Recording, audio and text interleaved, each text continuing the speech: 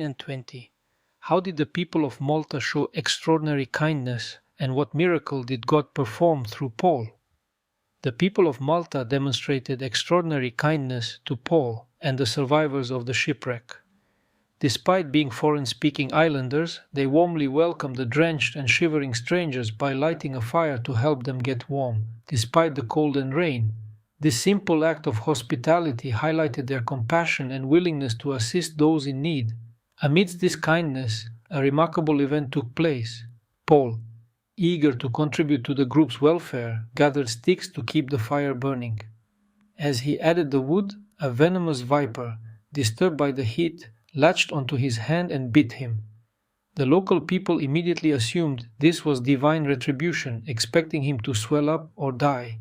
Interestingly, the term swell up is noted as a medical expression, something likely familiar to Luke, the beloved physician who recorded this event.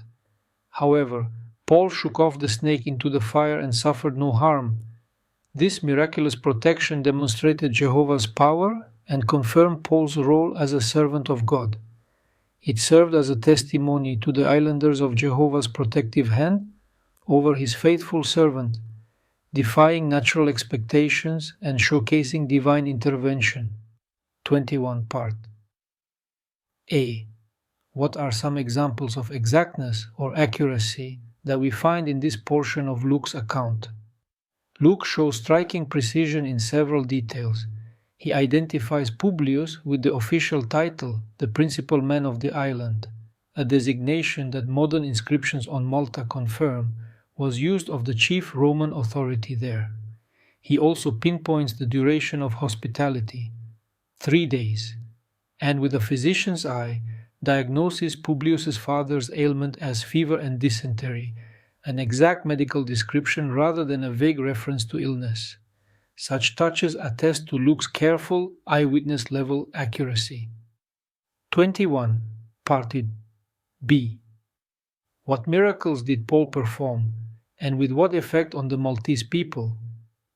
Paul first prayed and laid his hands on Publius's bedridden father, instantly curing him of the fever and dysentery.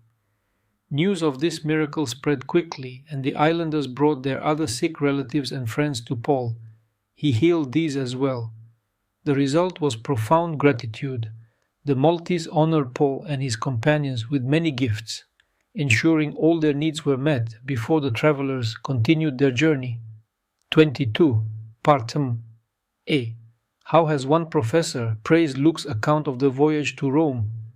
A scholarly expert has praised Luke's narrative as one of the most vivid pieces of descriptive writing in the entire Bible, noting that its meticulous detail about first-century seamanship and the Eastern Mediterranean is so precise that it must have been drawn from a first-hand travel journal. 22. Part B. What will we consider in the next chapter? In the next chapter we will examine the final leg of the journey, Paul's arrival in Rome, and see what transpired once he reached the imperial capital. Now we analyze the box. Malta, where, based on the following questions. Question 1. According to the box, which island best fits the description of the Malta where Paul was shipwrecked and why? Answer. All signs point to today's island of Malta, just south of Sicily. After the storm pushed the boat past Cnidus and underneath Crete, the crew would have kept drifting west with the wind. There's no way they'd suddenly fight the gale and head way up toward the Adriatic. Plus, in Paul's day, the name Sea of Adria covered a much bigger patch of water than it does now, including the stretch right around modern-day Malta. Question 2. Why are alternative locations such as Maljet off Croatia or an island near Corfu considered unlikely to be Paul's Malta? Answer. Those islands lie far to the north in the modern Adriatic, and reaching them would have required the storm-driven ship to reverse course against prevailing winds, an improbable scenario.